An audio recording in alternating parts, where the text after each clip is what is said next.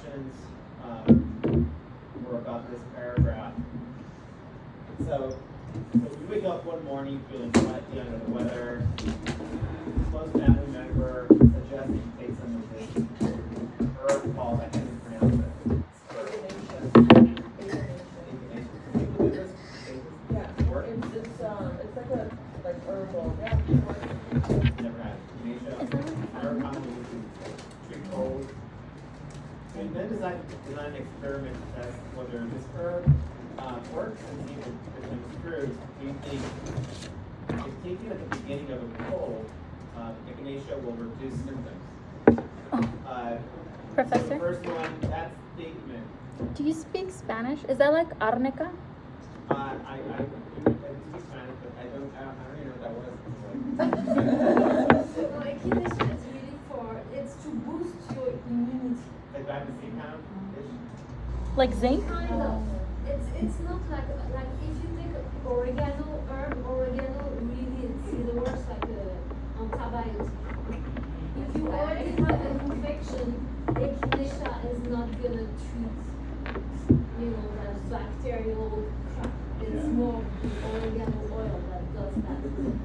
But the echinacea will definitely boost your immune system. So if you start early on, it works like that. So if you're already sick and it's infected, then you would need other stuff like oregano oil. It works. Okay, wow. And learn. If you So, want to avoid traditional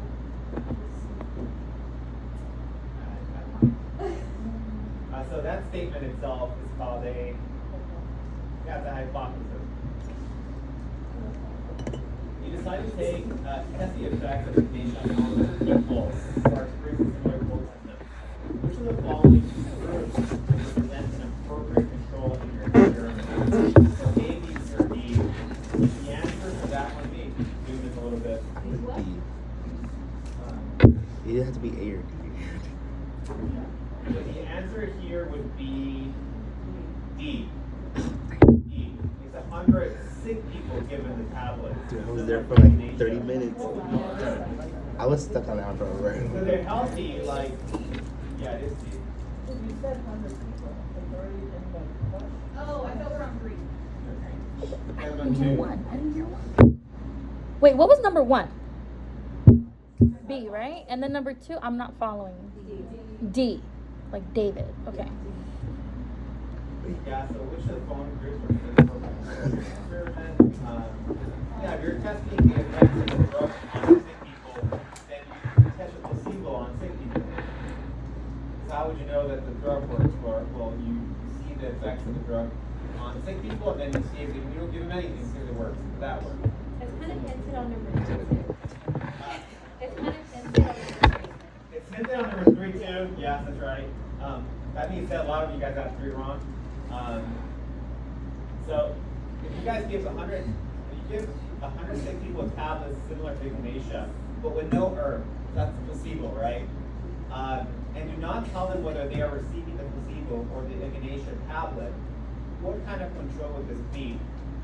So a positive control is they're expecting a change to happen in this control group. So if you give a control group placebo pills, the control group is sick people, right? Actually, yeah, you're right. It's telling you. The answer is there. So you give 100 sick people placebo groups. Do you expect a change to happen in that group? No, you don't. It's definitely not a negative control, since you're expecting no change to happen in this control group. That's true, right? B is definitely correct, because if you give a placebo to sick people, you don't expect them to get better. Talk stressing. Just like a sugar pill. C, a blind control, since the sick people don't know whether they're receiving the placebo or the echinacea. Also true. Yes, that's going to be right too, right? Because the concept is that you don't tell them whether they're receiving the placebo or the drug. So that's right too. So it's actually D. Both B and C.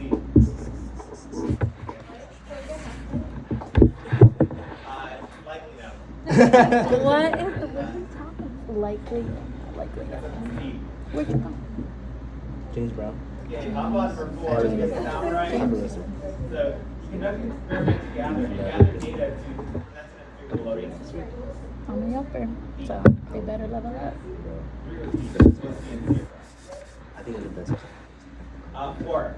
So you conduct an experiment and gather data presented in the figure below. Given the results, And you still you could say that. So here they're showing you that on the y-axis you're seeing the number of cold symptoms presented, and on the x-axis you're seeing the different types of conditions, so echinacea, vitamin C, and no echinacea. So you can see that people who receive the drug are experiencing less, fewer symptoms. So what does this mean? It means that D, your hypothesis is supported. You guys didn't catch that. D. I still got it wrong. That was a trick question. 5. So a lot of you guys got 5 wrong, I think. So let's just go over that one. I don't remember in what I Benedict's got. test, the cupric ions of Benedict's solution react with reducing sugars to produce this oxidized form of cupric ions, right? It's oxidized. Forming an insoluble reddish precipitated copper oxide. In this reaction, what happens to the sugar? So just in the name, right, it's a reducing sugar. I say, sorry, the cupric ion becomes reduced. So if you're reducing sugar, your goal is to reduce other molecules, right? Other compounds. So how do you reduce a compound? You give it an electron, right? You donate an electron. So what happens to the sugar? Well, you're giving one up, right? You're reducing it. The sugar has to be losing an electron, right? Yes. You're reducing it. I don't So it's remember losing an electron. what I put. Because it gets hot. Yeah, for this one, A, so the reducing sugar loses an electron. That's how it reduces it. So the sugar is oxidized. Yeah, the sugar wants The to. sugar is oxidized. Okay. Yes. Yes, that's right. Nobody throw away flashes. And so what happens to the cupric ion? It gets reduced. When it gains an electron, yeah. Yeah. Wait. No. Chemistry. Wait. Together. Wait. That's So not This is debate here. 5, it loses, and 6 it gains. Yeah. The way I understood it is basically the sugar gets oxidized and then the cupric ions get reduced. Yeah, that's another way to put it. Yeah, I thought I did that one. 7 was just a matter of knowing the colors. In Benedict's test, if a solution turns blue after the addition of Benedict's reagent and heat, what can we conclude? Yeah, nothing, right? Benedict's reagent is blue, D. right? It's blue itself, so like if you add it, it's still blue. Nothing happened. So it's A, yeah, there's no reducing sugar present. Okay, we're good? We're good? That's like the one thing on my note card I use. For the Burette reagent, what type of bond does it react with? Peptide. Yeah, peptide bond. Yeah, this is just a matter of reading. So they react with proteins. Peptide bonds are covalent bonds that unite amino acids to form peptides. Peptide bond. 9. So 9. Okay, so a lot of you guys I think got this one wrong. So an albumin sample is sometimes included when performing a Burette test. The logic is this. If you're performing a Burette test, you're testing for the presence of proteins, right? That's what you're trying to do. And I'm telling you that sometimes people include albumin or other proteins as positive controls. So the question now is, why bother to test a sample for the presence of proteins? So albumin is the most common protein found in the blood. There's a bunch of albumin in the blood. You could, it's found in other organisms' blood. You can purchase that albumin from other animals and you use it as controls in experiments. Why would you do that? Well, for one thing, you want to make sure that your assay is working, so use it as a positive control, right? Albumin is a positive control. So I would have given you, that's already half the points there at least. The second half is, it gives you a picture of what a positive result looks like, right? So if you're running a burette test on protein, it should shift color, right? There should be a color shift. In fact, it should be a dramatic color shift. If you wanted to tinker with this type of assay, what you would do is you would test different amounts of albumin so that you can see how different amounts of proteins react with the burette reagent. So you can see the different colors. That's how you would kind of go about using albumin as a control. I'm probably just going to give you credit if you told me something with positive control, and it shows you what it looks like, something like that. Like, I'll give you the 2 points. This one too, it's a matter of knowing. So, what test did we run to see whether there was lipids? Yeah, the Sudan test. I'm really proud of this one. I like the color. I know, I like the colors. It's like, it's always so cool that you. I'm amazed you printed in color. Yeah. Yeah, guys, I worked hard for that. I'm sure HR is gonna give you a letter. No, where's our ink? So the figure below, 3 red blood cells are placed in this solution. Distinguish the solution as isotonic, hypertonic, and hypotonic cell. So A, B. Hypotonic. Yeah, there's debate here. I know because I was looking at the test. Okay, so raise your hand if you think it's hypotonic. Hypo For B. for B. Yeah. Raise your hand if you think it's hyper.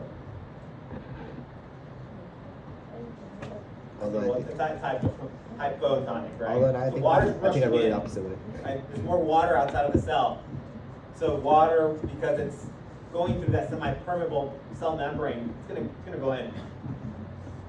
And then naturally C will be hypertonic, yeah. 12. A red blood cell experiment was performed in which sheep blood was added before tested containing different concentrations of sodium chloride. Upon examination, one of the test tubes appeared translucent. What happened? The cells underwent lysis. Yeah, it's the cells burst. I'm gonna be so frank, and even if you don't tell me which sodium chloride solution or what type of concentration led to the lysis, I likely will still give you probably close to full credit. How would a cell lyse though? So It would break open. The yeah. burst. The membrane. It has to be sufficiently hypotonic for it to burst. So the correct language should have been like, yeah, it's like a near 0% sodium chloride solution or 0.9% sodium chloride solution. That was very hypotonic to the cell, caused it to intake water, leading to its bursting. Something like that would have been fine. But I don't think nice. anybody did. Probably, I don't know what you guys put, but okay, 13. If someone's severely dehydrated, which type of IV solution would replace intracellular fluid lost from cells? Intracellular, that means within the cell, right? How would you replace that fluid? Using what type of solution? Hypotonic. Hypotonic, yes. Sodium cross. Hypo, right? So water's gonna rush in because cells have lost water.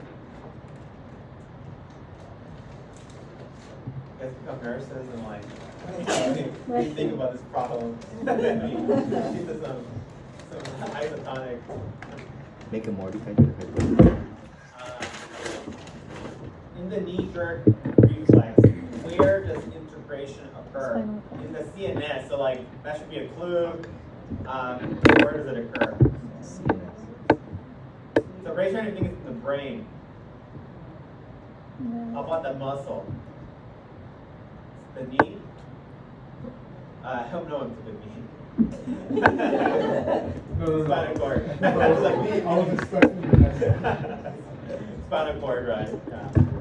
Wait, so if it said PNS, would it be the muscle? I mean, in the muscle? Or So again, if it said in the PNS, like, because. well, integration has to occur in the spinal cord. Okay. It does not occur. Oh, okay. outside. The reason we can also put that, but the reason we put that because it says CNS. The conversion of stimulus energy into a change in membrane potential is known as, I think everyone got this one, Transduction. transduction. Which of the following areas has the largest corresponding portion of the somatosensory cortex devoted to it? B, the fingertip, right? So you in that it was lab 4B, 4A. One of the labs, you guys did the 2-point threshold test, right? So the idea is that the more sensory neurons you have in that region, then the smaller the distance where 2 points could be located, and you can still distinguish them as 2 points because you have so many sensory neurons devoted to that area. In the back. Okay, so I was looking for the study guide, and you said activity 3 for lab 4. Activity 3 is actually visual acuity. That's But what it's not the blind spot. I didn't study I know. I didn't know. I know. But I figured it had to do something with like the photoreceptors. That's all I thought. Yeah. Okay, so my argument against that is that activity number 3 is on the lab on the lab itself. That's activity. So am I right? On the actual lab. Yeah. On the actual lab at 33, the one in the lab, it's the blind spot. Oh, okay. Yeah. So I'll think about it. Because that one you said to just go based off candidates. You said Did I say we that? never, Yes. we never got our grades back for the labs, right? So you said don't go based on that. You said go based I on guess that. they'll go based on the actual assays that we did in the lab. Focus on these on the activities, on the big picture, on what we expected were 4, I guess. So what's the answer that you wanted for Yeah, that? I'll get through it now. So fingertip, yeah, for that one. Yes, question? Oh, I thought we were on 17. I thought you wanted to know what we answered. No, let me wrap this one up. Okay, for 16, fingertip, yes. Somatosensory. The somatosensory cortex, right? What lobe of the brain is it located in? Parietal lobe, right? That's where you see those weird diagrams. There's a strip of brain that is devoted in a biased manner based on where these sensory neurons are located more abundantly in the body.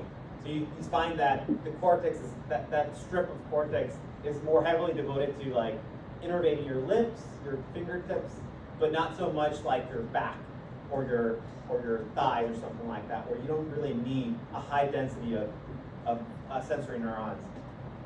17 now. The blind spot was demonstrated by observing the dot. There's a dot that disappeared, right? What is occurring when the dot disappears? In your explanation, include the anatomical term for the part of the eye responsible for the phenomenon, and also describe why this anatomical part causes this effect. So, blind spot. I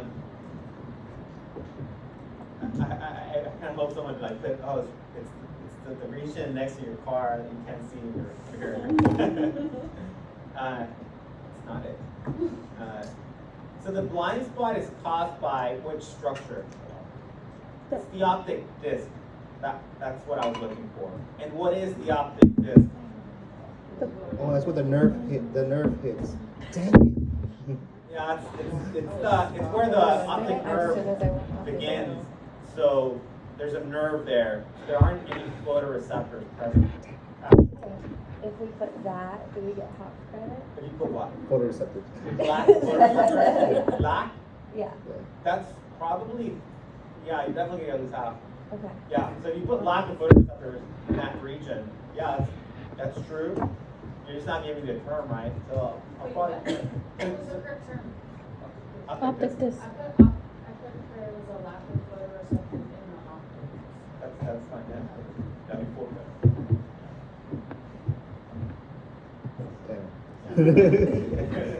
Science. So I'll put this one.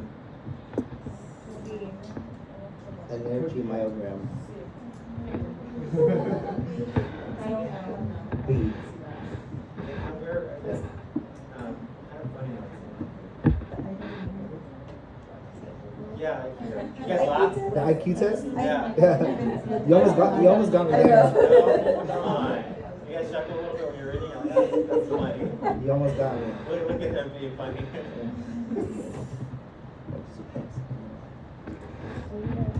Okay, this one I'm probably like What was 18? 18 was Speed.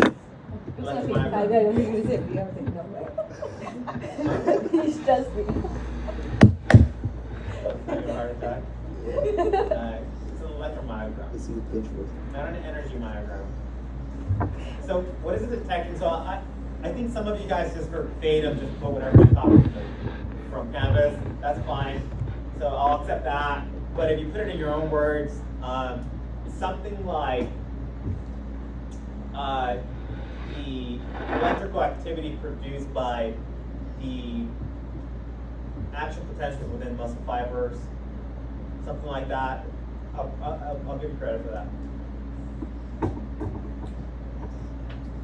This is directly from the quiz, from the ECG quiz. In the graph below, what is being represented by the number 2 here? Yeah, it's a QRS complex. In an ECG, during the P wave, what is happening? Atrial depolarization. Yeah, the atrial depolarizing. What number is depicting that depolarization? 1. Yeah, 1. 1 is a P wave.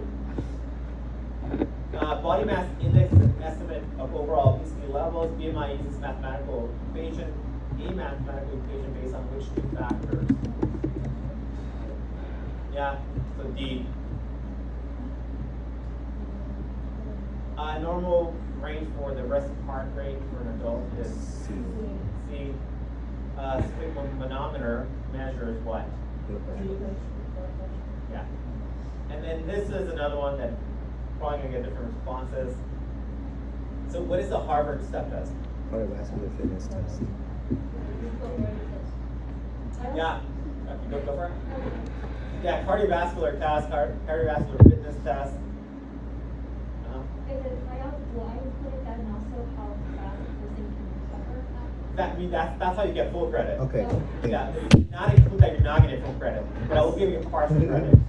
So yeah, it's a test to show or to measure how quickly you can recover from exercise. That's why we did the whole heart rate measurements after exercise, just to see that you can recover quickly. So it's just a test to test you on that. So that's how you would get full credit on that one.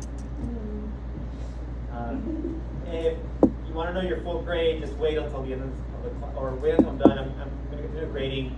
I'll grade on first come first serve based on like, I guess it's not first come first serve, based on how quickly you finish. So if you finish early, then I've already graded like 3 of them. So if you're among those 3, you want to come up, obviously that's fine. That's that on this. I also wanted to show you the video that I took. So it's pretty cool. So very user friendly.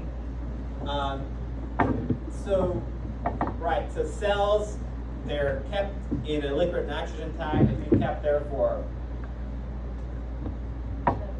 forever, really. It's hard to know how long because we've only been doing this for so long, like 40, 50 years. But yeah, you thaw the cells on a dish. Typically, most cell lines are attachment dependent, so they attach to the bottom of the dish. They literally stick. There are proteins that they produce that allow them to stick to the dish. But when you thaw them, it's not like they're going to stick immediately, right? They have to first start expressing those genes that make proteins that allow them to stick to the plate. So that takes some time. It takes, it can take a couple hours for that to happen. And so when you thaw them, they are going to be round, so without any unique morphology. But we know that cells in the body do have a unique morphology. Right, epithelial cells have a specific morphology. Neurons, cardiomyocytes, whatever, they all have like a unique shape. So these guys are fibroblasts. They're round and they're floating in the beginning. But as you will tell over time, they'll stick to the plate. And I think someone mentioned like when they're motile, they do move a lot. It's kind of crazy actually. And so you'll see that in the video. So the software is really nice. It allows you to so I took photos over the course of 2 days, every 15 minutes. So in total, there's 194 photos. So every 15 minutes, it automatically does it. So it did not take me, it just click, click, click for me. I was not here overnight going, taking photos. It's really user-friendly, 194 photos, and it allows you to visualize those photos at different speeds, so you can do it slowly or fast. If you've ever seen like those old movies, I mean, I think even like probably Pinocchio were all done this way, where you're actually not watching a video, right? You're watching just a series of photos, kind of moving along quickly. Have you ever seen that in real life? Yeah, have you ever been in a studio where they do that? I think most of us have, right? At some point, when we were little. Like, I remember going to a field trip. Is that true? You guys also went to that same field trip? Yeah. I did. Yeah, we took a field trip when I was like 10 or 8 or something to like a studio or something like that. And then we watched how they would make these films. It's kind of similar to this. You're not actually watching, it's not a video per se, it's just a series of